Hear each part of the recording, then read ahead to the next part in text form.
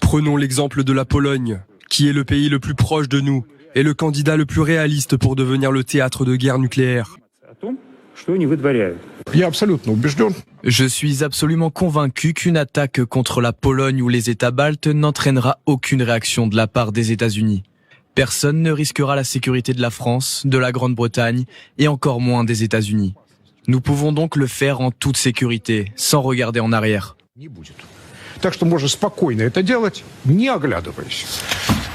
Xavier Titelman. Ce qui est dingue, c'est qu'on a peur de l'escalade. Comme si c'est parce qu'on envoie des instructeurs sur place qu'il y a une escalade. L'escalade, elle est russe. Tous les jours. La montée en puissance, elle est russe. La menace d'extension de la guerre, si les Ukrainiens s'effondrent, la guerre, elle est avec nous.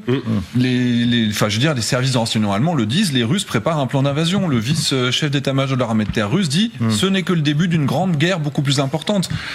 L'escalade, c'est si l'Ukraine n'est pas soutenue correctement. Quand on soutient l'Ukraine, que ce soit avec des instructeurs, des armes, quelles que soient les armes, quelle que soit la manière de les utiliser, c'est pour éviter un effondrement, c'est pour éviter une guerre ouverte avec les Russes et une troisième guerre mondiale. Donc je comprends pas ce discours. Et quand on voit ce type de propagande, on comprend très bien. on comprend très bien ce qu'ils veulent.